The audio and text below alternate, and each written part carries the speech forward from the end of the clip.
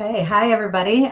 I am Dr. Anna Saylor with Every Chiropractic Center, and today we're talking about a subject that most people don't talk about very often, and that is poop. All right, so we have these in the rooms, and it's been one of our fun things lately about getting people to talk about their poop, talking about how their gut is being reflected in their health. So I want to just kind of give everybody a couple minutes to kind of come on here.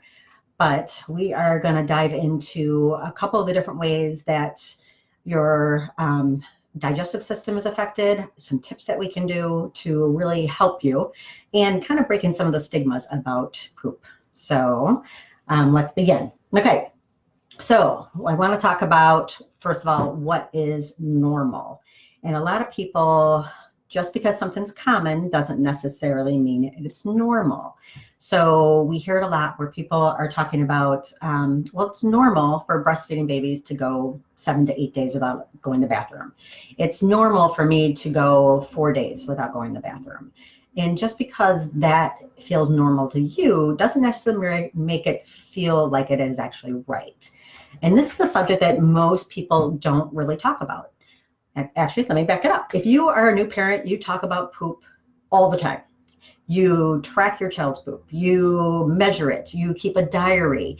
You text your spouse back and forth about, did the baby go to the bathroom? What color was it? What consistency was it? What did it smell like? You put your fingers in it. You do some crazy stuff. And we are always tracking for our baby's poop. And then as kids get a little older, we kind of stop talking about it.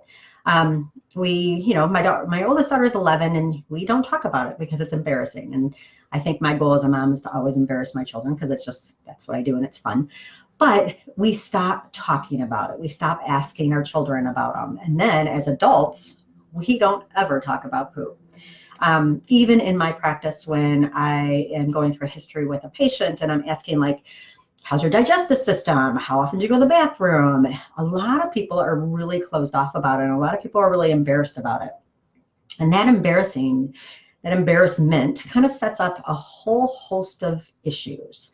So, and then we're going to talk about those later, but I really want to kind of go into what is normal, like what are we looking for? Okay, so normal for you it's about consistency. So what is your normal? Like if you normally go every day, then when you don't go every day, that's going to break that pattern, and that's when you start looking at it, it's not consistent. If you normally go every other day, that's normal for you. So what is normal for you might be normal, different for other people. But we want to talk about a few different things. And first, we're going to talk about fun drawings, the different shades of poop. So colors mean a lot, and I'm going the wrong way. There it is. Obviously we want to look at the different colors, and I will post this so you can actually break it down. But, normal poop is brown. Then you start looking at the different kind of colors that you can get. Green could mean that you're eating a lot more vegetables, or that there's more bile in your poop. Yellow is one of those ones that, you start going, is there something going on? If it's not normally that color, then those are the signs that you have to look for. Then we have black, white, and blood. Blood for me, if that's the number one thing. If there's blood in your stool, you need to talk to someone about it. So I will post this, but this is your shades of poop. And then we have a wonderful thing about the consistency. So this is called the Bristol stool chart. So this way, and the top ones are constipated, and then you can see what the versions of normal. What you're basically looking for is like a soft, smooth banana type shape. I was talking to my mom on my drive-in this morning. She's like, it should be like a banana. I'm like, yep, that's right, Mom. And then we talk about the lower ones, and then we look at things that are causing inflammation. And there's a big wide range between constipation and diarrhea. So we want to make sure that consistency and the consistency of your poop is the same too. So this would be normal. These are fun. And we have these in all the rooms. It's really been fun to see people go, why do you have poop up on your wall? The kids are getting a kick out of this one because we have poop emojis and like this. So I do feel like this poop emojis, or is it ice cream? I don't know. Maybe it might be chocolate ice cream. I do feel like this poop emoji has been really fun for kids to actually talk more about what's going on with their digestive system. So, um, to go to the bathroom, it takes a lot of different aspects of your body, and all of them have to work together. And you don't think about it as, all these things because it's just something that you do. But your enzymes have to be correct. The relaxin in your system has to be correct. The muscle contraction has to be correct. And if any of those areas are not in the right position, if they're not where they should be, it's going to cause issues with your stool. So, big thing for me is, and we hear it a lot, is constipation. And constipation can lead to a host of different things. But I also think, like, I hear a lot of people say, well, I go to the bathroom every day. It's, I don't go a whole lot. And my analogy with that is it's kind of like a rusty pipe. So if you think, and I did a little drawing here, if you think of this as a pipe, if your intestines are on the sides are filled with poop, you're going to go every day. It's going to shoot down the middle like this. So every day you're going to go, but it's just going to be a little bit. And what that's doing is it actually leaving poop on the sides of your intestines, and that's going to cause a whole host of things. And we're going to talk about, 80% of your immune system lives in your digestive system, in your gut. And if you can't absorb the nutrients, if you can't absorb the things on the sides, you can't fight things off as well as you should. You can't fight colds off as well as you should. So now it's just going right down, and you're going to the bathroom, but you're not actually absorbing the food you need. You're not absorbing the nutrients you need. So just think about this image. That's a rusty pipe. So we talked about, my thing for me is, and people say, well, I just go every couple days. Would you leave food in your sink for more than 2 days? Think about this. You didn't do the dishes. They sat in your sink. Food's been sitting there for 2-3 days. It starts to rot. And that's what happens in your gut. When you're leaving it in your gut for more than a couple days, it's actually becoming toxic to your system. And you would not leave them in the sink. You would look at the sink and go, oh my God, I have to clean it. It is getting gross. And that's kind of what's going on with your body. You can feel toxic. If you don't feel good, you can feel bloated, you can feel sluggish, you can feel like you just don't feel like everything is moving like it should. It's because you've been actually toxic. You are causing toxicity in your system. So I, personally, every day is a really good start. And we'll give you some tips on how to actually go to the bathroom every day. Okay. So we went through color. The other thing is, how long should it take? People ask me all the time, well, should it take a long time? No, actually, if everything's working like it should, to go to the bathroom, it should literally only take a couple minutes. You should feel relaxed. You should be able to go to the bathroom. It should have no pain. There shouldn't be any kind of straining. Straining can lead to things like hemorrhoids and a lot of other things that you don't want. The biggest thing for me is if you're not drinking enough water, you're going to feel like it's going to take longer and it's going to be a lot harder to go to the bathroom. So 5 common causes of unhealthy poop. So number one thing for us, stress. If you are stressed out, if you think about this, if you do this and you tighten your muscles, your gut, your whole digestive system is feeling that stress. It's feeling the tension. It's feeling that tight, restrictive, I just can't calm down. It's feeling that too. So if you are stressed out, there's no way that you can be really super healthy because you can't go to the bathroom like you should. And that's going to cause a whole host of things. So stress for us is really the number one key that we look at on why people are not going to the bathroom like they should. Second, dehydration. You're not getting enough water. We know it.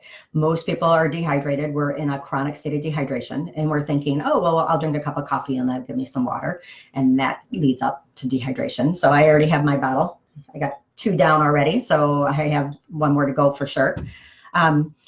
Hydration, if you think about if you're not hydrated, things are going to be crunchy and things are going to be hard and restricted. So hydration for sure is the next key. A diet low in fiber. We are, in Western society, our diets are pretty awful. And this leads from kids to adults. We are not getting enough fiber. We're not getting enough greens. We're not getting enough vegetables. And we all know what we should be doing. It's just that we're not doing it. So if you look at what you ate last night or what you ate yesterday, did you drink enough water, and did you eat enough fiber? Did you eat enough vegetables? That is one of those key things that's going to actually push everything through. It's going to cause like fiber for sure. Basically, if you think about fiber, it's going to expand, and that whole rusty analogy, it can actually pull everything off the walls and let everything relax and get it out of your system. Next is an inflammation or autoimmune type of foods. So thinking about the foods that you are eating, dairy is actually inflammatory. Dairy is inflammatory to your gut. And we love cheeses. We love that kind of stuff. But it's actually going to set up an inflammatory response in our gut. So we're looking at dairy, gluten. And there's a big difference between a gluten intolerance or a gluten allergy and a sensitivity.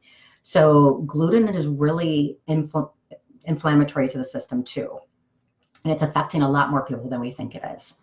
So that's that. Processed foods. Those are the things like with the chemicals, if you're eating a processed food, it's going to actually add chemicals into your system, and your body can't fight it off as much as it should. Sugar is going to, your gut has like 800 species of bacteria, really good bacteria. There's bad bacteria. There's a whole host of bacteria in your gut. But if you are feeding it a ton of sugar is going to allow the bad bacteria to just explode. So now you have this inflammation with sugar, and your body just holds that, and you just don't feel good. Okay, so alcohol and caffeine. And I hear it a lot where people are like, as long as I have my 1 cup of coffee, I go to the bathroom. And that's great for some people. Other people's, it actually sets up that dehydration. So if you are using caffeine as that, like, that's how I'm going to the bathroom, there's usually something that's behind it. There's something that needs to be addressed, like you need to have more water in your system. So those areas, you know, you have to think about alcohol as sugar too. So it's going to add that bacteria in. This one is my biggest thing, hormonal changes with women, and also society pressure with women. And hormonal changes, we have things, our body naturally has a lot of different hormones than males. But it also, society pressure, and I hear it a lot. When little girls fart, or when, you know, they're told to be ladylike and they're told that you don't do that. There's a big difference between boys and girls, and it starts really, really young. And we're seeing it with girls being told from the get-go that if they're not ladylike, that, you know, and they're not really told to hold it in, but it's the things they hear, and they're hearing these words where I tell my girls, let it out, go, let it rip, you know, because better out than in. And I really, truly believe that the societal pressures that start when we're young lead up to when we're older and older. And it becomes much more emotional for women. It comes much more like, well, I don't do that. If I go on vacation, I just don't go to the bathroom. I remember my mom telling me that she went on vacation and she didn't go for like 6 days. And I was like, oh my God, how can you feel good? How can you be on vacation and not go to the bathroom? It just doesn't make sense to me. But I think it's a lot of the pressures we're putting on us. And then you look at, why do women, 2 to 1 over men, have a lot of the autoimmune diseases? Why do we have a lot of the things that I look at? Why are we getting lupus? Why are we getting a lot of the autoimmune rheumatoid? A lot of these things that it's much more common in women. And I really truly believe that if we're setting it up that we're not going to the bathroom and our guts are not healthy and our digestive system's not healthy, it's going to set us up for a whole slew of stuff, because the gut is going to cause a lot of inflammatory responses through the body, which then translates to inflammation throughout. So I'm looking at making sure as women that we really take care of our girls, and we really let them do the things. You know, everybody poops. You know the book, Everybody Poops? It's true. And we tell kids all the time, everybody poops, everybody poops. Read this book. It's great. It's great when you're toilet training your child. But I swear it should be reading through teen years, and it should be reading through, everybody should read it just every year, because we've really made it a big deal. It's something that we don't talk about, and it's just not fair to your overall health. So that being said, everybody poops. Got it? All right. So let's kind of talk about why poop's important. So, your intestines are about 28 feet on the average. That's a big, that's pretty big. But you don't think about your immune system lives there. So 80% of your immune system is in your gut. And your immune system is what you use to fight everything off. So if you don't take care of your gut, you are not taking care of your immune system, and you're not taking care of your overall health.